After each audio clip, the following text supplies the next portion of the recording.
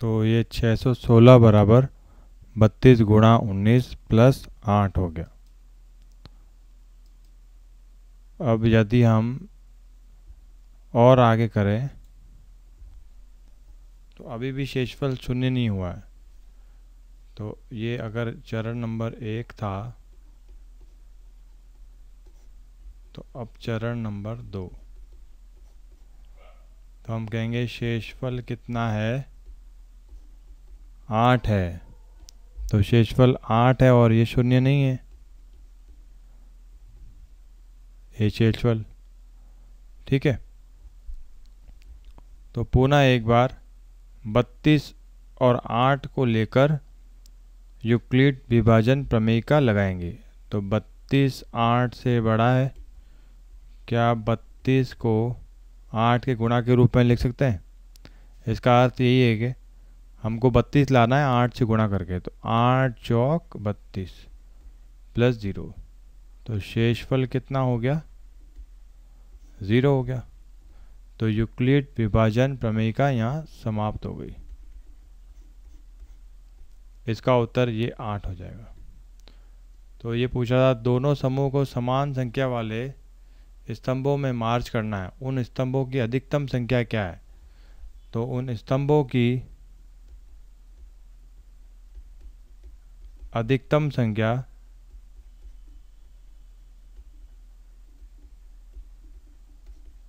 8 हो जाएगी, ठीक है। ये इसका उत्तर हो गया। अगला प्रश्न, यूक्लिड विभाजन प्रमेय का प्रयोग करके दर्शाइए कि किसी धनात्मक पूर्णांक का वर्ग किसी पूर्णांक m के लिए 3m प्लस 1 के रूप का होता है। मतलब किसी धनात्मक पूर्णांक का वर्ग करना है और वो इस रूप का आएगा। पेन का कलर थोड़ा बदल देते हैं।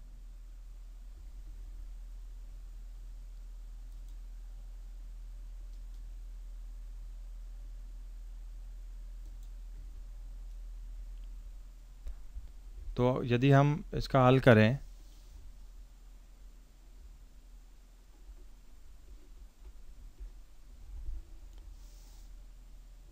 तो ये कह रहा है यूक्लिड विभाजन प्रमेय का प्रयोग करके दर्शाइए कि किसी धनात्मक पूर्णांक का वर्ग किसी पूर्णांक m के लिए 3m या 3m प्लस 1 का रूप का हो सकता है।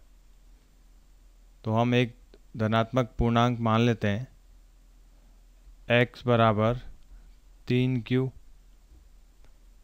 तथा x बराबर 3q प्लस 1। ये दो धनात्मक पूर्णांक मान लेते हैं, एक ये और एक ये। अब इसका वर्ग करते हैं,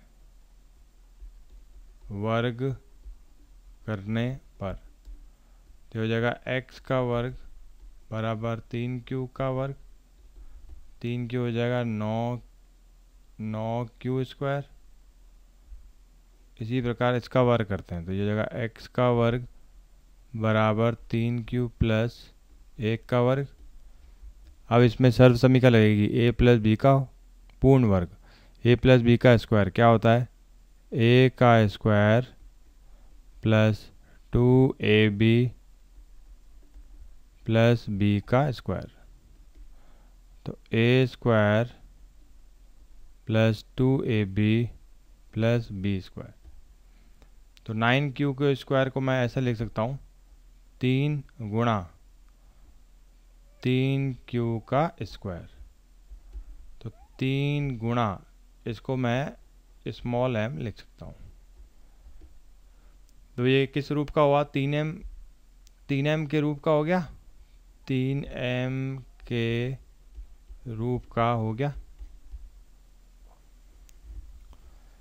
इसी प्रकार इस पूरे व्यंजक में इन दो पदों में 3 उभयनिष्ठ गुणनखंड है, इसको बाहर ले लेते हैं। तो यहाँ क्या बचेगा, 3q square plus 2q plus 1। इसको ऐसा लिख दिया 3 और इस पूरे व्यंजक की जगह m लिख दिया प्लस 1।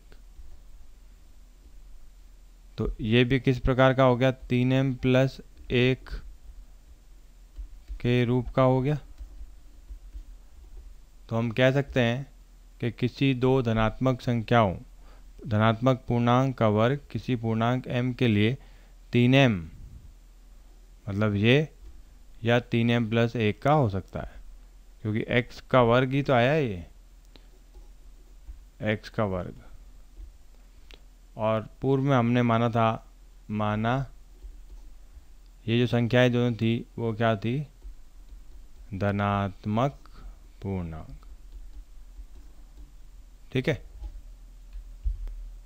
अगला प्रश्न, यूक्लिड विभाजन प्रमेय का प्रयोग करके दर्शाए कि किसी धनात्मक पूर्णांक का घन 9m प्लस 1 9m प्लस 8 के रूप का होता है। तो इसमें भी हम ए धनात्मक पूर्णांक मान लेते हैं, माना धनात्मक पूर्णांक है 3q प्लस 1 3q प्लस 2। तो a बराबर, यदि मैं 3q लेता हूँ तो दोनों और घन करने पर, घन का मतलब 3 घात लगाने पर, तो 1 की घात 3 लगा दी और 3q की घात 3 लगा दी। 3 की घात 3 कितना होता है, 27, q की घात q होगी। 27 को मैं लिख सकता हूँ 9 गुणा 3q, 9 को 9 लिख दिया और इस पूरे व्यंजक को क्या लिख दिया, m लिख दिया। तो ये 9m के रूप का हो गया।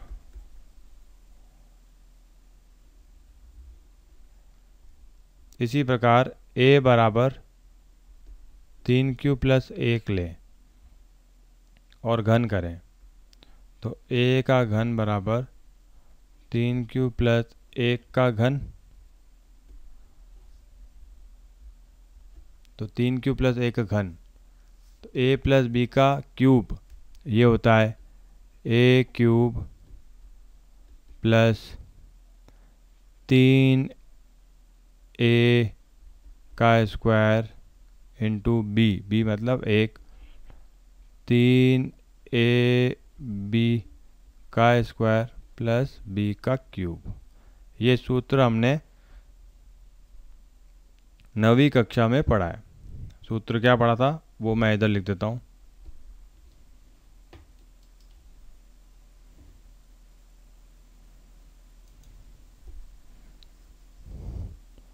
सूत्र a प्लस b का क्यूब बराबर a cube plus 3a square b plus 3ab का स्क्वायर प्लस b क्यूब। ये सूत्र हमने 9वीं कक्षा में पढ़ा है। तो इसको आगे हल करते हैं।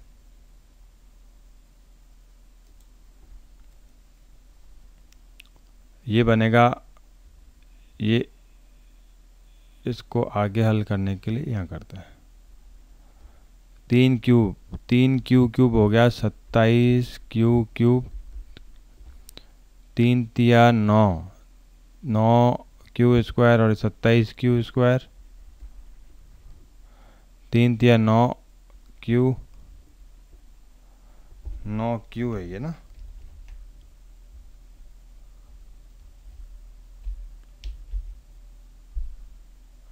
नौ क्यू प्लस 1।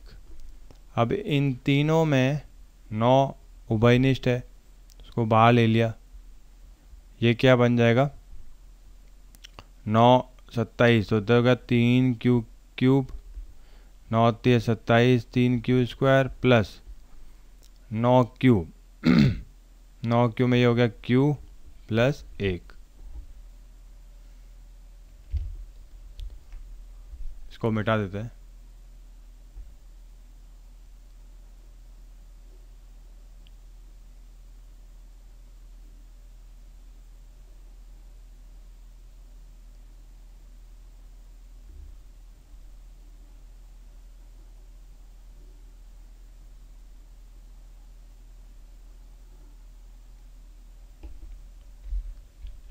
अब इसको यहाँ हल करते हैं।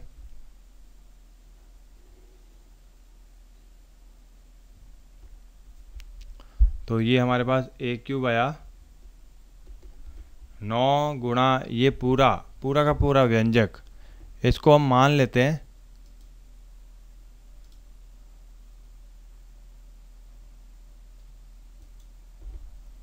इस पूरे व्यंजक को। इसको मैं अगर m ले लूँ तो ये बन गया m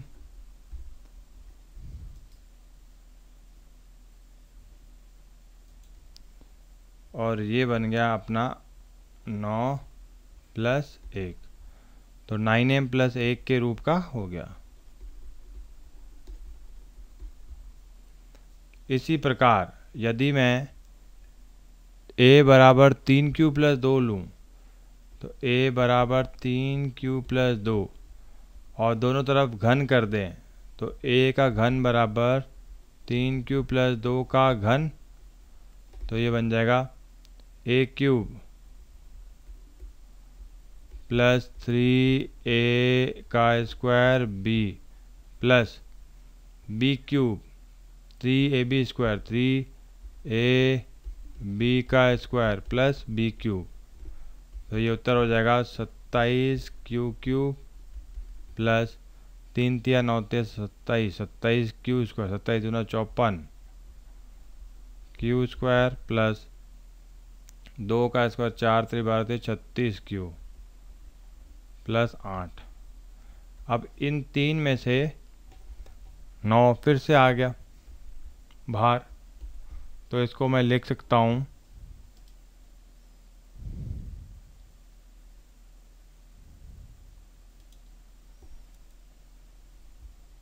इन तीनों में से हमने क्या बाहर लिया, 9 बाहर लिया, तो 9 आ गया बाहर, अंदर बच जाएगा ये पूरा का पूरा 27, तो 3q क्यूब प्लस 9 छंग 54 9 चौक 36 प्लस 8। फिर से इसको m मान लिया,